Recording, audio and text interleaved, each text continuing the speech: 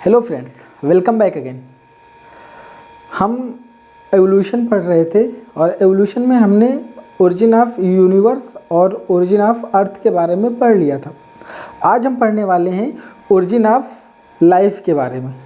लेकिन आपके दिमाग में क्वेश्चन आना चाहिए कि जब ओरिजिन हुआ है लाइफ का तब तो कोई था नहीं, यहाँ पे कोई लाइफ फॉर्म्स थी नहीं, फिर ये ओरिजिन कैसे हुआ और इसको कैसे बताया गया। तो उस टाइम पे तो कुछ था ही नहीं, ना कोई एनिमल्स था, ना कुछ था, ना ह्यूमंस बीइंग थे। तो उस टाइम का क्या इन्वायरमेंट रहा होगा, क्या टेम्परेचर रहा होगा, इसकी क्या की कुछ हाइपोथेसिस दी गई कि ऐसा ऐसा रहा होगा। तो उस अकॉर्डिंग क्या किया कि ओरिजिन ऑफ लाइफ को स्टडी की, और इस ओरिजिन ऑफ लाइफ को स्टडी करने के लिए साइंटिस्ट ने क्या करा, अलग अलग थेरीज दे दी, जिनको आप theories of origin of life कहते हो। इन थेरीज के थ्रू आप एक आइडिया लेते हो कि आखिर कैसे आज जो मॉडर्न लाइफ है वो कैसे इवॉल्व हुई होगी, कैसे उसका विकास हुआ होगा एक ऑर्डर में। तो इस लेक्चर में हम ये देखेंगे कि जो ओरिजिन ऑफ लाइफ कैसे हुआ और इस ओरिजिन ऑफ लाइफ के लिए कौन कौन सी थेरीज दी गई। अगर हम बात करें तो सबसे पहले जो थेरी जो दी गई वो स्पेशल क्रिएशन की दी गई। ये स्पेशल क्रिएशन ये बोला गया कि जो लाइफ है वो किसी गॉड ने इसकी ओरिजिन किया है, और यहाँ पे ऐसा कुछ नहीं था कि कुछ ओरिजिन हुआ है या कुछ इवॉल्व हुआ है, सब कुछ पहले जैसा ही था। लेकिन साइंस जो है वो प्रूफ मांगती है। तो जो फादर स्वराज थे वो ये नहीं बता पाए कि इनकी कैसे ओरिजिन हुआ होगा और इनका कैसे एडॉप्टेशन हुआ एनिमल्स का। फिर उसके बाद जो आपकी एनसीईआरटी में मेंशन है कि जो लाइफ है वो कहीं ना कहीं किसी स्पोर के फॉर्म में थी, और ये स्पोर क्या हुआ, कहीं बाहर के स्पेस से एक्स्ट्रा टेरेस्ट्रियल कह के इसको मेंशन किया है एनसीईआरटी में कि बाहर के स्पेस से कहीं आई है और क्या हुआ, यहाँ पे वो गिरा अर्थ पे और उससे लाइफ बन गई। लेकिन आपको पता है कि जब हम ओरिजिन ऑफ अर्थ पढ़ रहे थे तो ये बताया था, हमने कहा उस टाइम का टेम्परेचर 5000 से 6000 डिग्री सेल्सियस था। तो अगर इतना टेम्परेचर है और कोई स्पोर जो बाहर से आया है एक्स्ट्रा टेरेस्ट्रियल है वो कैसे सरवाइव कर पाएगा।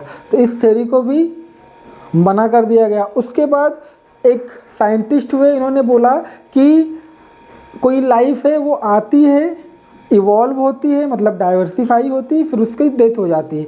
उस डेथ के बाद कुछ ऑर्गेनिज्म बचे रह जाते हैं, उनका फिर से डाइवर्सिफिकेशन हो जाता है, जिसको थ्योरी ऑफ कैटास्ट्रॉफिज्म कहा।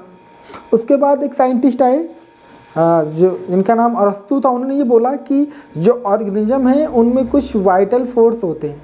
ये वाइटल फोर्स क्या करते हैं, ऑर्गेनिज्म में कुछ नए कैरेक्टर को, नई लाइफ फॉर्म्स को क्या किए, इवॉल्व कर दिए।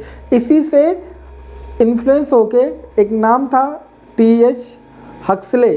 टी.एच. हक्सले ने क्या कहा कि जो लाइफ है वो नॉन लाइफ से ओरिजिनेट हुई है। लेकिन बाद में एक साइंटिस्ट आए जिनका नाम था लुईस पाश्चर, जो आपकी एनसीईआरटी में मेंशन है। इन्होंने एक एक्सपेरिमेंट किया, उसमें इन्होंने बताया कि लाइफ जो है वो किसी नॉन लिविंग से नहीं आई है, लाइफ जो है हमेशा प्री एग्जिस्टिंग लाइफ से आई है। ठीक है, उसको उन्होंने एक एक्सपेरिमेंट के थ्रू बताया भी। फिर इसी बात को ओपेरिन और हेल्डन ने क्या किया, एक एक्सपेरिमेंट के थ्रू कीमोजेनी और बायोजेनी, जो कि आप डायग्राम बना हुआ है आपकी एनसीईआरटी में, उसके थ्रू उन्होंने बताने की कोशिश की। तो हम यही देखेंगे कि जो ओरिजिन ऑफ लाइफ है उसकी थ्योरी के बारे में कैसे कैसे बताया गया और क्या क्या बताया गया। तो सबसे पहले हम पढ़ेंगे स्पेशल क्रिएशन की थ्योरी। ये आपकी एनसीईआरटी में नहीं है, लेकिन हम थोड़ा सा पढ़ेंगे बस। पहली जो थ्योरी हम पढ़ेंगे ओरिजिन ऑफ लाइफ में, हम पढ़ेंगे theories of origin of life. इसमें पढ़ेंगे सबसे पहले जो हम पढ़ेंगे वो पढ़ेंगे थ्योरी ऑफ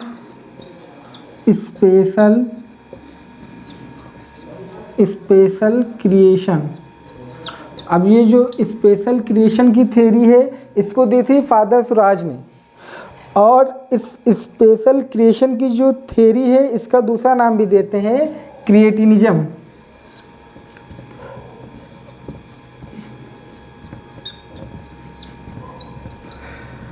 आपकी एनसीईआरटी में नहीं है, बट ये इस ओरिजिन ऑफ लाइफ को समझने के लिए एक बहुत ही इम्पोर्टेंट है इसको समझना। और ये थी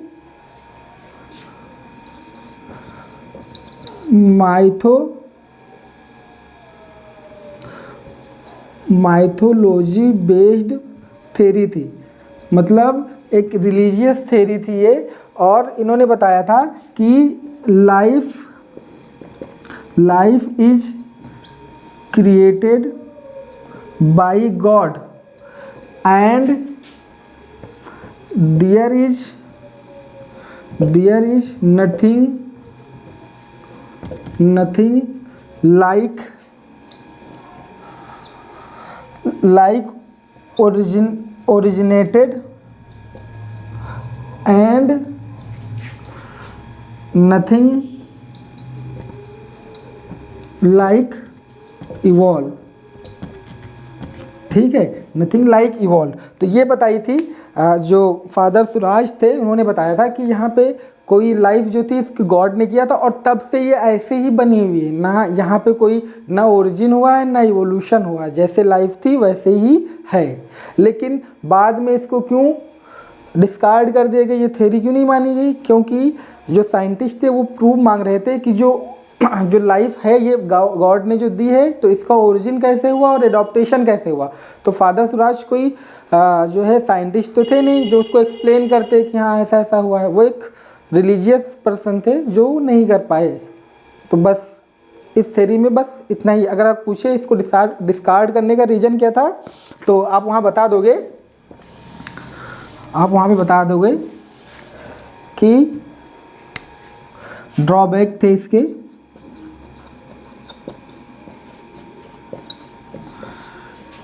it do not explain origin and adaptation of organisms। ठीक है, ये नहीं बता पाई कि कैसे ओरिजिन हुआ कैसे अडॉप्टेशन हुआ ऑर्गेनिजम्स में, ये नहीं बता पाई ये थ्योरी। तो इसको क्या किया गया, हटा दिया गया। ठीक है, उसके बाद ये आपकी एनसीईआरटी में नहीं, लेकिन समझना जरूरी है। फिर उसके बाद क्या हुआ, थ्योरी दी गई दूसरी थ्योरी, वो थ्योरी थी थ्योरी ऑफ परस्परमिया। उस परस्परमिया की थ्योरी में ये बताया गया कि जो लाइफ है उसका जो ओरिजिन हुआ है वो किसी स्पोर से हुआ है, और वो स्पोर कहीं दूसरे स्पेस से, कहीं दूसरी जगह से, वो स्पेस से वो आया हुआ है। और वो क्या हुआ, वो अर्थ पे आया और यहीं पे उससे लाइफ बन गई। और जो स्पेशल क्रिएशन, ये स्पोर फॉर्मेशन है या परस्परमिया है, इसको बहुत सारे जो एस्ट्रोनॉमर्स होते हैं उस पर बिलीव भी करते हैं अभी भी, लेकिन इसको डिस्कार्ड कर दिया गया इसलिए क्योंकि ये नहीं बता पाया कि इतना टेम्परेचर था उस टाइम पे, कैसे कोई स्पोर सरवाइव कर सकता है। तो ये भी प्रूव नहीं दे सके जो थ्योरी ऑफ पेंसपर्मिया थे। ठीक है, तो दूसरी थ्योरी थी कॉस्मिक पेंसपर्मिया थ्योरी। ये आपकी एनसीईआरटी में मेंशन है। ठीक है, एनसीईआरटी में मेंशन है। इन्होंने ऐसे क्या लिखा हुआ है एनसीईआरटी में, देखो, did life comes from outer space. क्या लाइफ किसी आउटर स्पेस से आई है? जो आउटर स्पेस था मतलब extra terrestrial.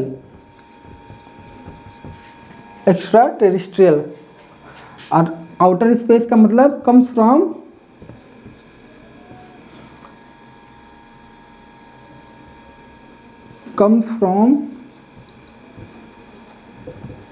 outer space. Some scientists believe that some believe that it comes from outside, ये कहीं बाहर से आए।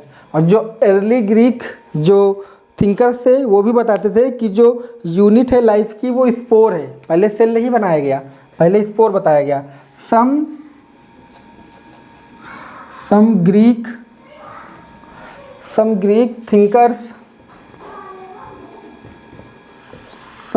thinkers thought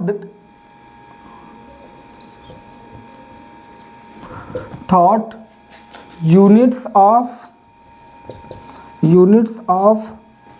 life is spore, ये स्पोर को यूनिट ऑफ लाइफ कर गया। स्पोर्स were transferred to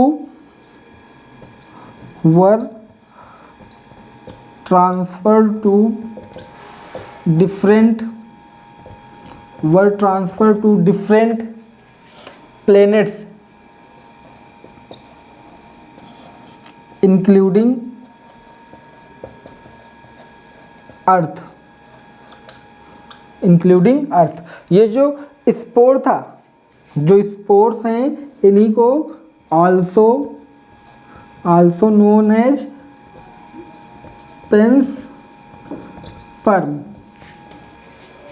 इनको पेंसपर्म भी बोला गया। ठीक है, तो ये बातें आपकी एनसीईआरटी में लिखी हैं कि ये कहीं आउटर स्पेस से आई थी जो कि एक्स्ट्रा टेरेस्ट्रियल थी, और सब कुछ लोग ये भी बिलीव करते हैं कि ये कहीं बाहर की साइड से आया है। और ये उस टाइम पे ये भी माना जाता था कि जो यूनिट ऑफ लाइफ है वो स्पोर से या पेंसपर्म है। ठीक है, और कुछ ग्रीक थिंकर्स थे वो भी ये मानते थे कि ये जो पेंसपर्मिया है यही ऐसे ही लाइफ का ओरिजिन हुआ किसी स्पोर से। लेकिन इसका ड्रॉबैक ये था कि जो सर्टेन साइंटिस्ट थे वो ये मानते थे कि लाइफ जो है किसी आउटर स्पेस में सर्वाइव नहीं कर पाएगा जो ये स्पोर है, क्योंकि उस टाइम पे टेम्परेचर बहुत ज़्यादा था तो ये सर्वाइव नहीं कर पाएगा, इसलिए इसको क्या किया गया, डिस्कार्ड कर दिया गया। हम आपको रीज़न भी बता देते हैं कि इसको क्यों वो किया गया, ये एनसीईआरटी में मेंशन नहीं है लेकिन हम आपको फिर भी बता रहे हैं। ठीक है, उसके बाद हम क्या करेंगे, पढ़ेंगे थ्योरी ऑफ कैटास्ट्रॉफिज्म।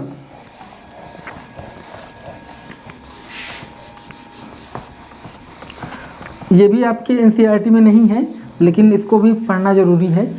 एक क्वेश्चन आया था आपके बाद कि मेजर कैटास्ट्रॉफ किस पीरियड में हुआ। ठीक है, तो इसी से वो क्लियर हो जाएगा। थ्योरी ऑफ, तीसरी हम पढ़ेंगे थ्योरी ऑफ कैटास्ट्रॉफिज्म। इसको जॉर्ज क्यूवियर ने दी थी।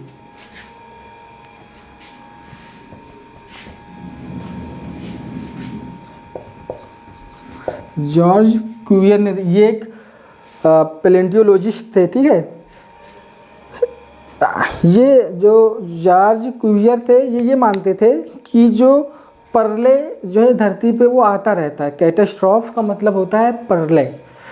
ये प्रलय जो है वो धरती पे, वो अर्थ पे आता रहता है। जब ये प्रलय आता है तो क्या होता है कि कोई एक लाइफ है वो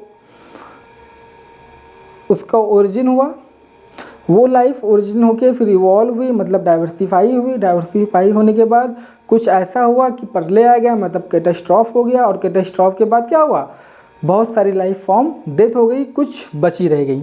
ठीक है, तो देखो कैसे होता है। देखो कुछ इनऑर्गेनिक मैटर हैं, इनऑर्गेनिक सब्सटेंस हैं। ये इनऑर्गेनिक सब्सटेंस क्या कर रही हैं, न्यू लाइफ बना रही हैं। ये न्यू लाइफ क्या हुआ है, डाइवर्सिफाई हो रही हैं। डाइवर्सिफाई होने का मतलब है कि वो इवॉल्व हो रही। फिर क्या हुआ, इनमें क्या हुआ, कैटास्ट्रॉफ हो गया, कैटास्ट्रॉफ हो गए। अब ये कैटास्ट्रॉफ क्यों हुए होंगे, ये कैटास्ट्रॉफ क्यों हुए होंगे, कहीं ना कहीं अनफेवरेबल कंडीशन हुई होगी इनकी। अनफेवरेबल कंडीशन हुई और फिर उसके बाद क्या होगी, डेथ हो गई होगी स्पीसीज की, डेथ ऑफ स्पीसीज।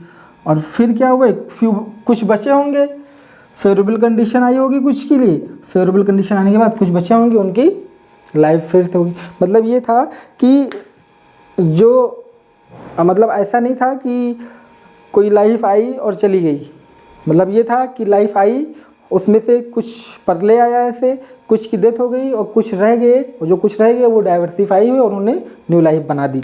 ये बोला जाता है, एक पीरियड होता है जब हम पढ़ेंगे जियोलॉजिकल टाइम स्केल, परमियन।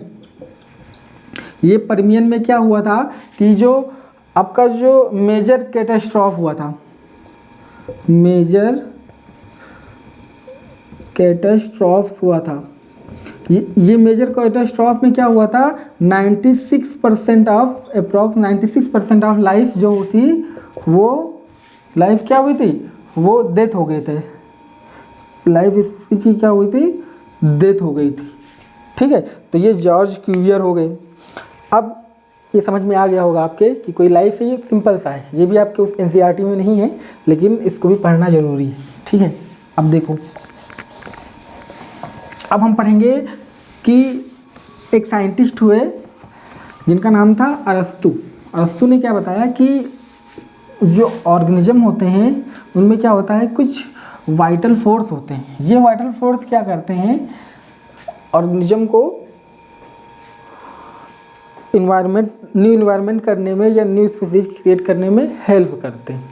इन्हीं से इन्फ्लुएंस होके दूसरे साइंटिस्ट से टी.एस. हक्सले, उन्होंने क्या किया कि बता दिया कि जो लाइफ है वो नॉन लिविंग चीज़ों से आई है। ठीक है, उसके लिए उन्होंने एक एक्सपेरिमेंट भी कर दिया, उनको सपोर्ट भी करने के लिए लोग आ गए कि एक को खुला रख दिया, एक को बंद कर दिया, एक जार को मीट रख के, और खुले वाले में देखा कि हाँ उसमें लाइफ आ गई, तो बोला कि देखो नॉन लिविंग था वो और उसी से आ गई। ठीक है, तो देखो थ्योरी ऑफ इसको हटा देते हैं,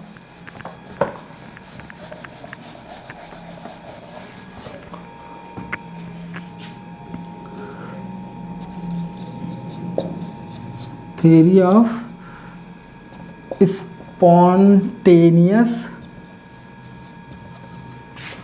जनरेशन। ठीक है, इसी को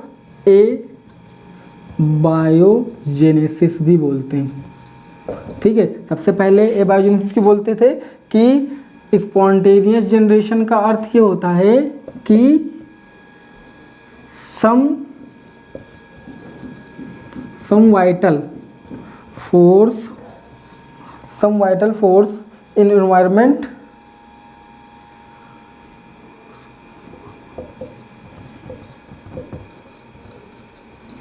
which create life। फिर उसके बाद एक साइंटिस्ट हुए जिनका नाम था टी.एस. हक्सले। टी.एस. हक्सले ने क्या बोला कि फॉर लॉन्ग टाइम, एनसीईआरटी की लाइन है, for long time it is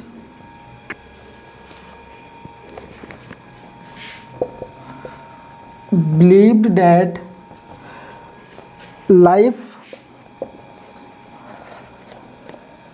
comes from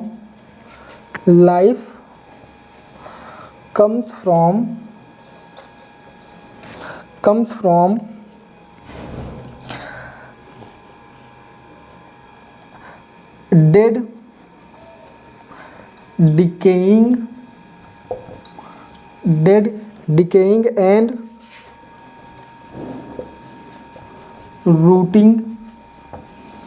rotting matter like straw, mud, etc. ठीक है, he proposed the idea that living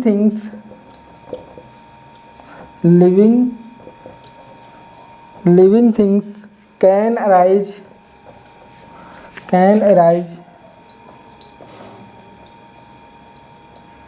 from non-living matter। और जब कोई चीज़ जब कोई लिविंग चीज़ नॉन लिविंग से डिराइव्ड होती है तो उसको आप बोलते हो स्पॉन्टेनियस जनरेशन। ठीक है, तो आपको समझ में आ गया होगा इसका नाम स्पॉन्टेनियस जनरेशन क्यों पड़ा, क्योंकि लिविंग चीज़ जो है वो नॉन लिविंग से बन रही है। ठीक है, एबायोजेनेसिस क्यों कहा गया, क्योंकि इसमें कोई लाइफ नहीं था, मतलब कोई लाइफ फॉर्म का रोल नहीं था, इसीलिए एबायोजेनेसिस कहा दिया गया इसको। ठीक है, अब इसका एक एग्जांपल दिया गया, इसको आप नोट कर लीजिएगा। इसका एक एग्जांपल दिया गया, कैसे समझाने की कोशिश की साइंटिस्ट ने, ये देखिए। अभी आप देखेंगे तो आपको लगेगा कि क्या ही है मजाक ये सब, लेकिन वही है ना कि कुछ दे दिया। इन्होंने बताया, हक्सले ने, कि एग्जाम्पल हैं इसके। ठीक है, एग्जाम्पल्स हैं।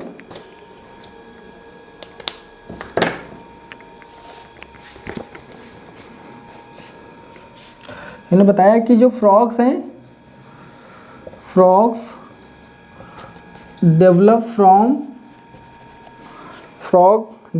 From rain. अब बताओ, रेन हुई तो फ्रॉग डेवलप हो गए।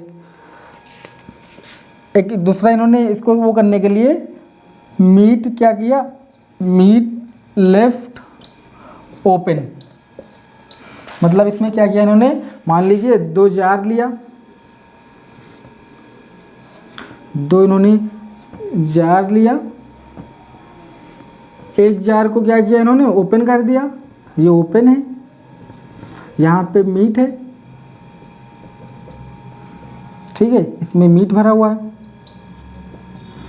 ये क्या किया इसको, ये क्लोज है,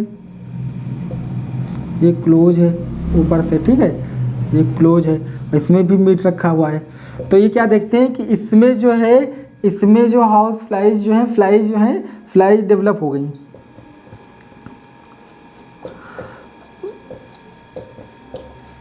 फ्लाइज डेवलप हो गई, लेकिन इसमें नहीं डेवलप हुई।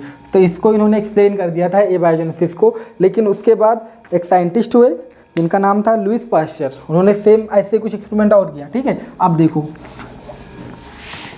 एक साइंटिस्ट हुए जिनका नाम था लुईस पास्चर ने क्या किया कि ये बताया कि जो लाइफ है वो कभी भी जो है नॉन लिविंग से नहीं आएगा, लाइफ हमेशा लाइफ से आएगा, मतलब लाइफ हमेशा प्री एग्जिस्टिंग लाइफ से आएगा। इसको उन्होंने वो करने के लिए इन्होंने क्या किया, 2 फ्लास्क लिए, जिसको फ्लास्क स्वान एक्सपेरिमेंट भी बोलते हैं, वो हम आपको बताएंगे भी, आपके एनसीईआरटी में भी मेंशन है। उस फ्लास्क स्वान एक्सपेरिमेंट में इन्होंने क्या किया कि 2 फ्लास्क लिए, एक फ्लास्क को इन्होंने स्टेरिलाइज कर दिया। जब आप किसी चीज़ को स्टेरिलाइज कर देते हो तो उसमें से जो माइक्रोब्स होते हैं या डिजीज कॉजिंग जो पैथोजेंस होते हैं उनकी डेथ हो जाती है। और एक लिया जो ओपन था, मतलब स्टेरिलाइज नहीं था। जो स्टेरिलाइज था उन्होंने देखा कि वहाँ पे कुछ भी ऐसा डेवलप नहीं हुआ, लेकिन जो ओपन था उसमें देखा कि कुछ फ्लाइज जो है वो डेवलप हो गई। तो उनका मतलब ये था कि उन्होंने कंडीशन ऐसी दी जिससे लाइफ डेवलप हो, लेकिन जो ओपन था उसमें लाइफ डेवलप हो गई, लेकिन जो क्लोज था जो स्टेरिलाइज था उसमें लाइफ डेवलप नहीं हुई। देखो, और इसको इन्होंने थ्योरी दिया, थ्योरी ऑफ बायोजेनेसिस। तो नेक्स्ट थ्योरी है, इसके बाद एबायोजेनेसिस के बाद इसको जो है नहीं माना गया ना कि लाइफ नहीं हो सकती, इसको डिसप्रूव ही किया गया। समझ लीजिए जो स्वान नेक एक्सपेरिमेंट था लुईस पास्चर का, थ्योरी ऑफ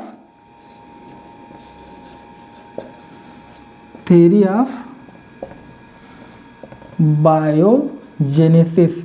मतलब बायोजेनेसिस का मतलब ये है कि यहाँ पे कोई लाइफ जो है वो इवॉल्व होगी। हाँ, तो इसको दिया था लुईस पाश्चर ने, इन्होंने ये बताया बाई, सेम लाइन है एनसीईआरटी के, by careful experimentation, by careful experimentation he demonstrate that life comes only from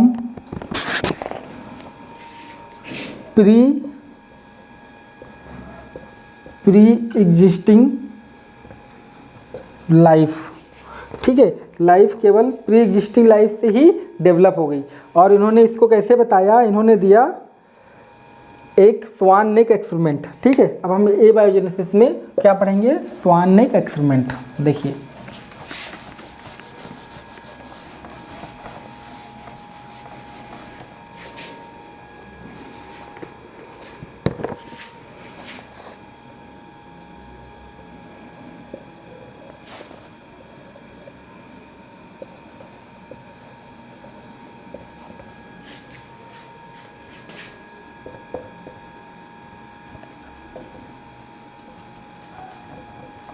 जो लुईस पाश्चर थे वो बहुत ही रिनाउंड साइंटिस्ट थे।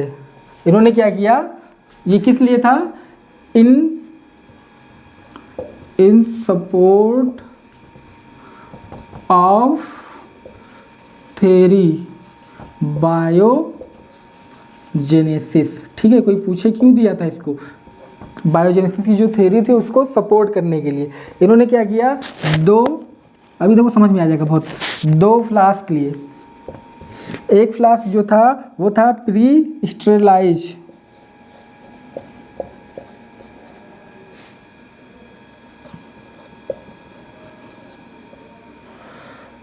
फ्लास्क, एक था open to air flask.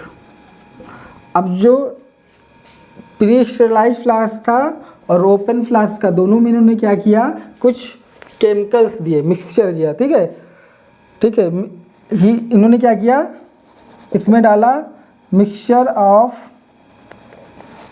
Of east plus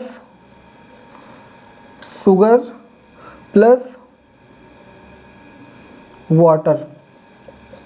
ठीक है, सेम चीज़ें इसमें भी डाली, ईस्ट, इसमें भी मिक्सचर डाला भाई, east plus sugar plus water. ठीक है, इसको बॉइल्ड किया। ठीक है, इसको बॉइल्ड किया और इसको भी बॉइल्ड किया। जब दोनों को बॉइल्ड किया तो उन्होंने क्या देखा, life did not comes from killed yeast। Life जो है किल्ड ईस्ट से नहीं आई। इसमें जो इन्होंने ओपन टू एयर देखा था उसमें क्या देखा, न्यू लिविंग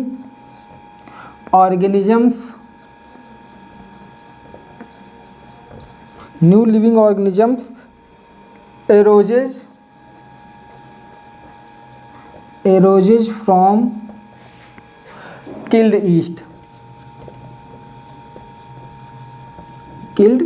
ईस्ट। तो इस प्रकार आप क्या देख रहे हो कि लाइफ जो है, अगर स्पॉन्टेनियस जनरेशन होता, अगर ए बायोजेनेसिस होता, तो यहाँ पे न्यू लिविंग ऑर्गेनिज्म जो है यहाँ पे भी आ जाते, लेकिन यहाँ पे नहीं आए। कहाँ पे आए, जहाँ ओपन था मतलब कहीं ना कहीं कोई कंटामिनेशन हो गया होगा इसमें, इसीलिए इसमें लाइफ आ गई, लेकिन इसमें लाइफ नहीं आई क्योंकि इसमें स्टेरिलाइज था, ये कंटामिनेटेड नहीं था। तो स्पॉन्टेनियस जनरेशन जो था क्या था, यहीं पे डिस्कार्ड कर दिया गया और स्पॉन्टेनियस जनरेशन क्या हुआ, हटा दिया गया। तो इस प्रकार आप देखोगे कि बायोजेनेसिस नहीं हुई। बाद में एक साइंटिस्ट भी पढ़ोगे, सेल थ्योरी वाली, जो रुडोल्फ विर्चो थे, उन्होंने भी यही बात बताई थी, ठीक है, कि लाइफ हमेशा प्री एग्जिस्टिंग लाइफ से आएगी, जो कि स्लाइडन और स्वान जो थे, जो नहीं बता पाए थे कि लाइफ कैसे, मतलब लाइफ आई कैसे, ये नहीं बता पाए थे। इसको रुडोल्फ विर्चो ने ही एक्सप्लेन किया था, ठीक है। तो स्पॉन्टेनियस जनरेशन हटा दिया गया, क्या आ गया, बायोजेनेसिस आ गया। लेकिन बायोजेनेसिस जो थी वो ये नहीं बता पाई कि फर्स्ट जो लाइफ है, जो फर्स्ट लाइफ फॉर्म है, वो अर्थ पे कैसे आई, ये नहीं बता पाई। अब अगर ये नहीं बता पा रहे हैं कि लाइफ, फर्स्ट लाइफ कैसे आई यहाँ पे अर्थ पे, फिर तो प्रॉब्लम हो गई। फिर आएंगे अब दूसरे साइंटिस्ट, ये आपने नोट कर लिया होगा। अब देखो,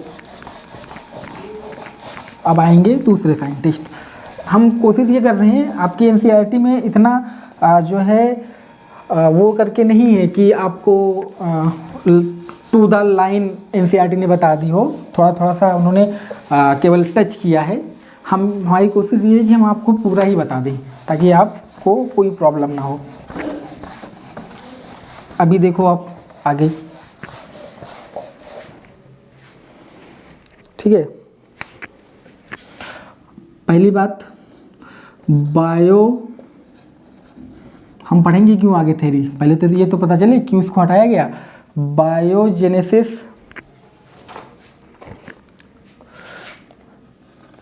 theory did not answer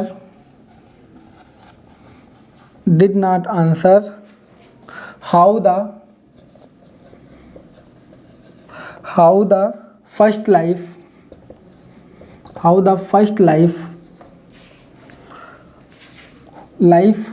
form come on अर्थ। ये नहीं बता पाई कि जो फर्स्ट लाइफ फॉर्म है वो अर्थ पे कैसी आई होगी, ठीक है। अब इसको एक्सप्लेन करने के लिए, मतलब ये बताने के लिए दूसरे साइंटिस्ट आते हैं, बहुत ही इम्पोर्टेंट साइंटिस्ट हैं इवोल्यूशन के, जो बायोलॉजी है, इवोल्यूशनरी बायोलॉजी, उसके लिए। नाम था इनका ओपेरिन और हेल्डन। ये ओपेरिन और हेल्डन ने क्या किया, इन्होंने ये बताने की कोशिश की कि सबसे पहली जो लाइफ है वो आखिर कैसे आई होगी, कैसे बनी होगी। तो इन्होंने ये बताया कि जो लाइफ है, जो मॉडर्न लाइफ है या लाइफ जो आई होगी फर्स्ट टाइम, वो कहीं ना कहीं प्री एग्जिस्टिंग जो नॉन लिविंग ऑर्गेनिक मॉलिक्यूल्स हैं। ध्यान देना, नॉन लिविंग मैटर नहीं कह रहा हूँ, नॉन लिविंग ऑर्गेनिक मॉलिक्यूल। अब ये नॉन लिविंग ऑर्गेनिक मॉलिक्यूल क्या रहे होंगे, कहीं ना कहीं जो एलिमेंट थे, जो एटम्स थे, वो बॉन्ड बना ले रहे थे। मैंने पिछली वीडियो में बताया भी था आपको, बॉन्ड बना ले रहे थे, क्योंकि वहाँ पे बॉन्ड फॉर्मेशन को फेवर कर रहा था। तो क्या हुआ कि आरएनए और प्रोटीन बन गए। तो ये आरएनए प्रोटीन क्या है, ये एक नॉन लिविंग ऑर्गेनिक मॉलिक्यूल्स थे। ये आरएनए और प्रोटीन ने क्या किया, फॉर्मेशन कर दिया लाइफ का।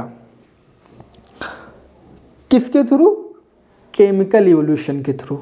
तो अब हम लाइफ को, हम बायोजेनी हो गई, अब हम क्या पढ़ेंगे, बायोजेनेसिस हो गई, अब हम क्या पढ़ेंगे, कीमोजेनी या केमिकल इवोल्यूशन, कि केमिकल इवोल्यूशन कैसे हुआ होगा, ठीक है। तो आइए पढ़ते हैं।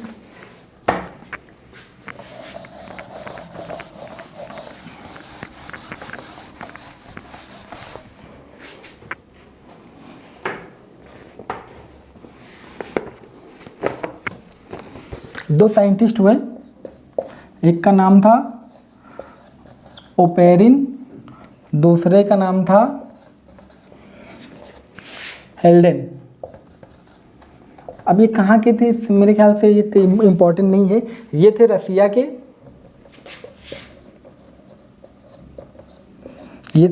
और ये थे इंग्लैंड के, ठीक है। अब इन दोनों लोगों ने क्या किया, proposed that first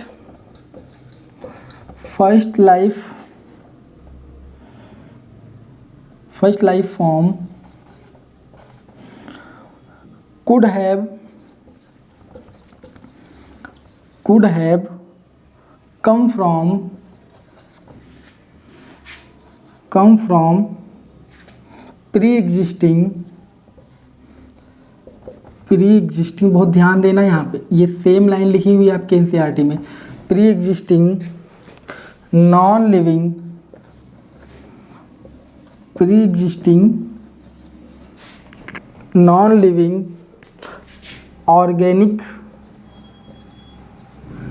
organic molecules. Example थे RNA, protein etcetera. And that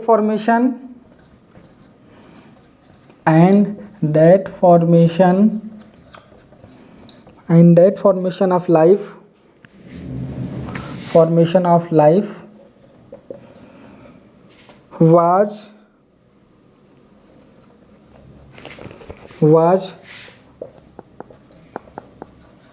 known as chemical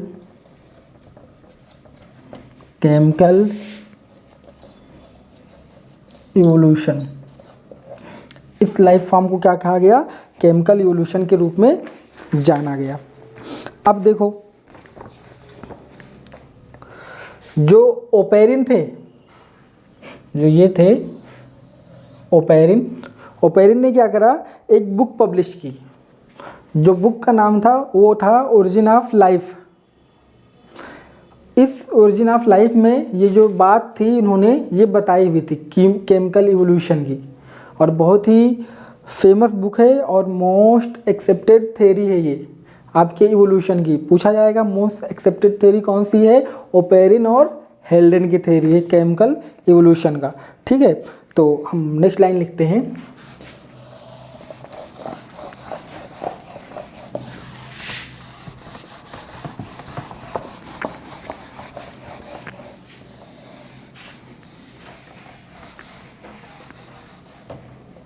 देखो, Oparin theory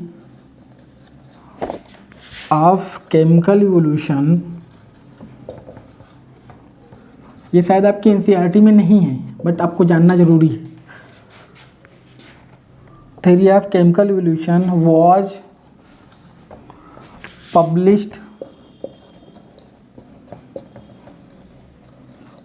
published in his book,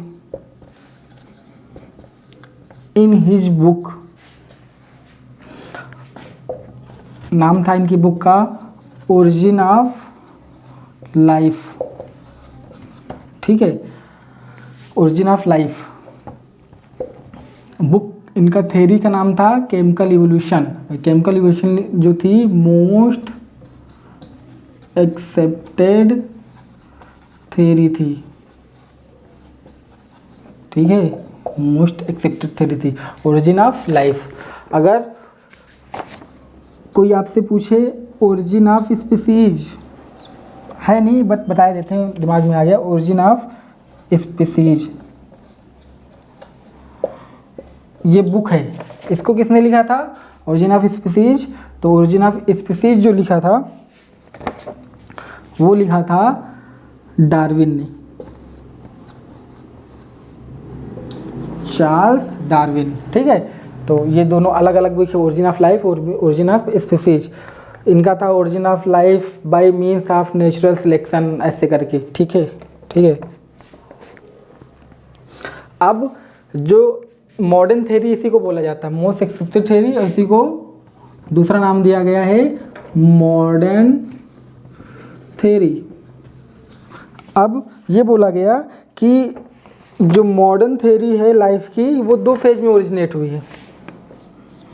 the modern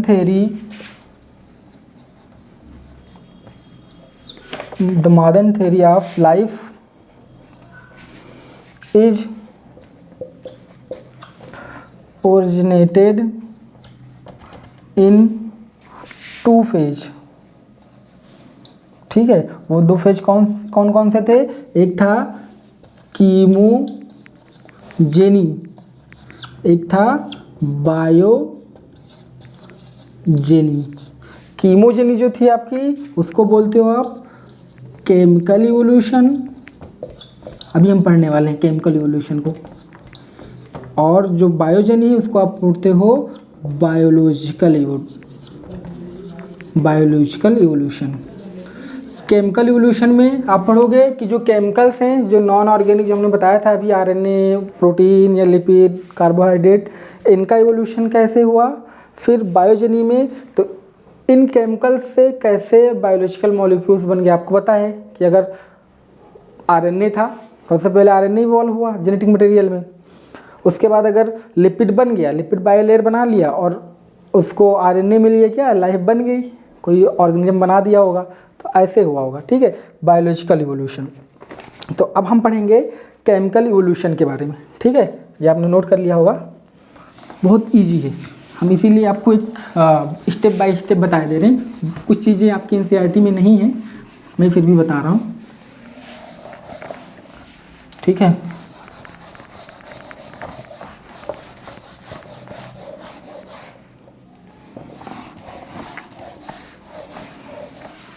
अब हम पढ़ेंगे केमिकल इवोल्यूशन, जो ओपेरिन ने अपनी बुक में भी मेंशन किया था। ओपेरिन और हेल्डेन थे इन लोगों ने, और बुक ओपेरिन के नाम से चलती है, ओरिजिन ऑफ लाइफ, ठीक है।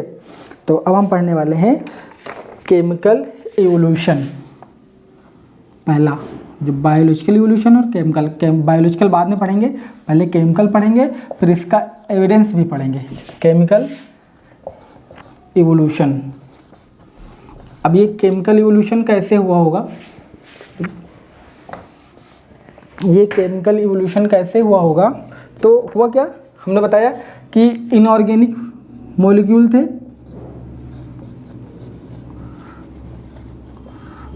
इनऑर्गेनिक मॉलिक्यूल क्या थे? आपका रहा होगा ये सब, मीथेन, ये वो, ठीक है। इनऑर्गेनिक मॉलिक्यूल से क्या हुआ, कुछ ऑर्गेनिक मॉलिक्यूल बने, ऑर्गेनिक मॉलिक्यूल में चेंज हो गए। अब यहाँ इनऑर्गेनिक में अगर हम बात करें, मीथेन था, अमोनिया था, यही सब रहा होगा, ठीक है। ऑर्गेनिक की अगर बात करो, ऑर्गेनिक की बात करो अगर, तो मान लो आरएनए है, प्रोटीन है, ठीक है, ये सब है। अब जो ये इनऑर्गेनिक मॉलिक्यूल ऑर्गेनिक मॉलिक्यूल कैसे चेंज हुए, तो ये हुआ by the process of chemical evolution, जिसको आप बोलते हो कीमोजेनी। अब जब ये कीमोजेनी हो गई, तो आपको पता है कि जो प्रिमिटिव अर्थ कंडीशन वो क्या थी, प्रिमिटिव अर्थ जो कंडीशन थी वो क्या थी? तो आप बोलते हो कि जो प्रिमिटिव अर्थ की कंडीशन थी, वहाँ पे क्या था, हाई टेम्परेचर था, हाई टेम्परेचर था, हमने पढ़ा है आपको पीछे। और क्या था, वोल्केनिक स्टॉर्म्स था, वोल्केनिक स्टॉर्म्स था। और क्या था, रिड्यूसिंग इन्वायरमेंट था। रिड्यूसिंग इन्वायरमेंट के अलावा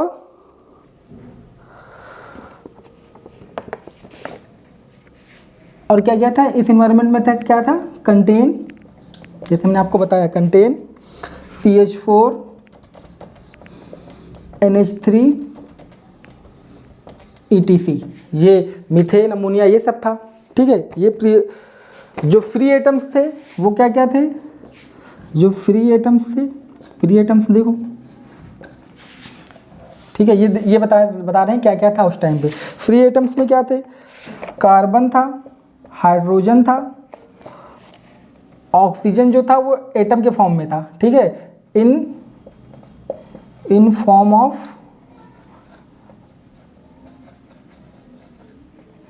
ठीक है, एटम के फॉर्म में था। जो हाइड्रोजन था वो क्या था, मोस्ट, मतलब मैक्सिमम था, मोस्ट अबंडेंट था या मैक्सिमम था, ठीक है, ये कंडीशन थे। तो अब देखो,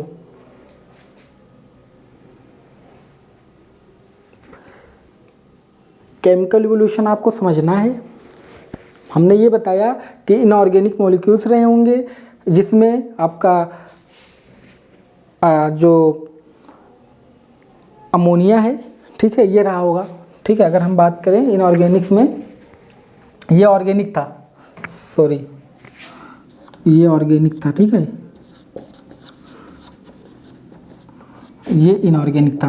मान लीजिए इनऑर्गेनिक अमोनिया था, या ये एटम्स थे, कार्बन हाइड्रोजन ऑक्सीजन एटम के फॉर्म में, नाइट्रोजन था फ्री फॉर्म में, ठीक है। ये क्या किए, केमिकल इवोल्यूशन किए, मतलब बॉन्ड बनाए और ऑर्गेनिक मॉलिक्यूल जैसे आरएनए और प्रोटीन का फॉर्मेशन कर दिए। अब ये जो आपका इवोल्यूशन है, या ये जो कैसे कंबाइंड हुए होंगे, क्या सिनेरियो रहा होगा,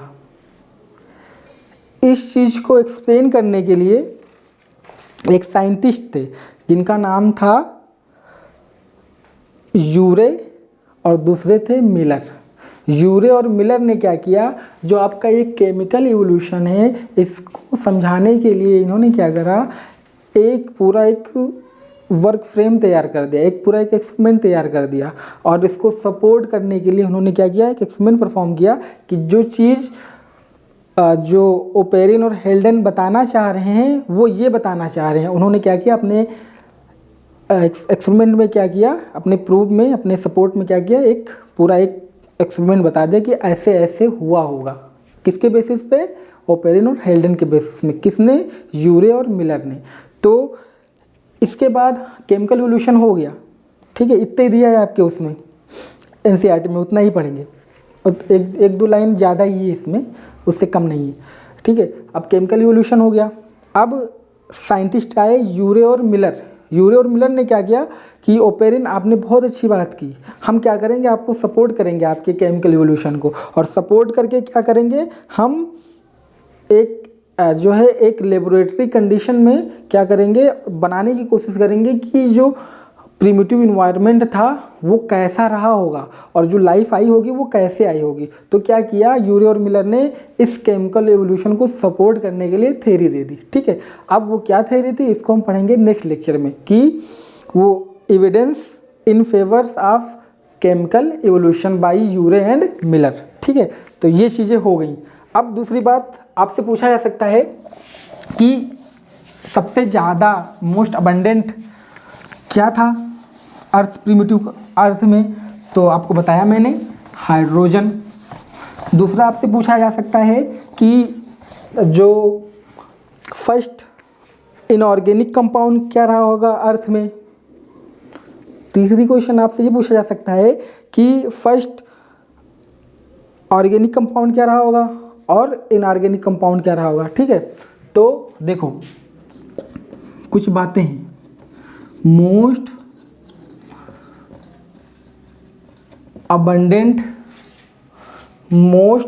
abundant एटम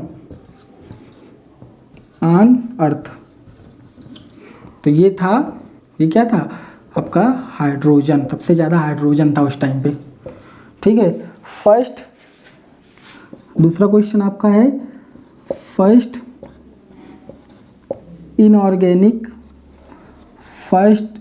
इनऑर्गेनिक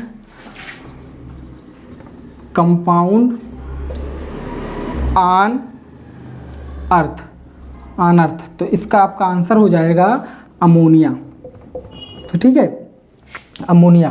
फिर अगर कोई पूछे फर्स्ट इनऑर्गेनिक हो गया आपका, ये organic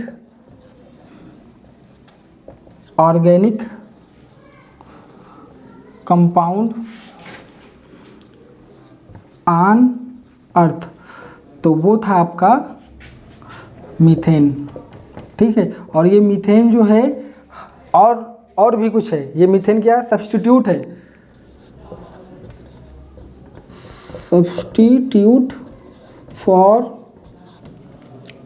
for all amino acid, ठीक है। मतलब ये प्रोटीन कैसे बनी होगी, बिल्डिंग ब्लॉक कैसा बन गया होगा आपके लाइफ का, ठीक है, वो उसका रीज़न यही रहा क्योंकि ये था CH4 मीथेन, और ये क्या था जो सभी अमाइनो एसिड है। कैसे हैं आप देखते हो कि कोई अमाइनो एसिड लेक्चर पड़ा हुआ है, एक क्या होता है, एक कोई इसका कार्बोक्सिलिक ग्रुप होता है, ठीक है। अगर हम मीथेन को आप देखो पहले तो ये CH4 होता है, कुछ ऐसे होता है। अब ये वाला मान लो ये ग्रुप है, इसको क्या कर रिप्लेस कर देते हैं COOH से, कार्बोक्सिलिक ग्रुप से रिप्लेस कर देते हैं। इस वाले H को क्या करते हैं अमीनो ग्रुप से कर देते हैं, ठीक है। ये वाला जो H एटम रहता है सेम रहता है। हम अमाइनो एसिड की बात करने कैसे इसका सब्स्टिट्यूट बन गया, और ये क्या है, ये फंक्शनल R ग्रुप बन जाता है जो कि फंक्शनल होता है, ठीक है। तो इसलिए बोला गया कि जो मीथेन है वो क्या है, सब्स्टिट्यूट है सभी अमाइनो एसिड का, क्योंकि देख रहे हो आप CH4 होता है, एक H रिप्लेस हो जाता है अमीनो ग्रुप से, एक रिप्लेस हो जाता है कार्बोक्सिलिक ग्रुप से, एक H एटम सेम बचा रहता है और एक H ग्रुप R ग्रुप बन जाता है जो कि फंक्शनल ग्रुप होता है, ठीक है। तो इस लेक्चर में इतना ही रखेंगे। फिर नेक्स्ट लेक्चर में हम क्या करेंगे, जो ये केमिकल इवोल्यूशन आपने पढ़ा है इसके फेवर में क्या किया, इसके सपोर्ट में कुछ एविडेंस दिया था यूरे और मिलर ने, उसको पढ़ लेंगे। और ये आपका जो ओरिजिन ऑफ लाइफ है वो फिनिश हो जाएगा। थेरीज थी वो फिनिश हो गई, अब केवल आपको क्या रह गया है, केवल एविडेंस रह गया है इसके फेवर में, ठीक है। तो इस लेक्चर में इतना ही रखेंगे। आई होप आपको ये लेक्चर अच्छा लगा हो। अगर अच्छा लगा हो तो अपने दोस्तों के साथ शेयर कीजिएगा, इस पर लाइक कर दीजिएगा, कमेंट कर दीजिएगा। अगर आप चैनल पे पहली बार आए हैं तो इसको सब्सक्राइब भी कर दीजिएगा। Thanks for watching.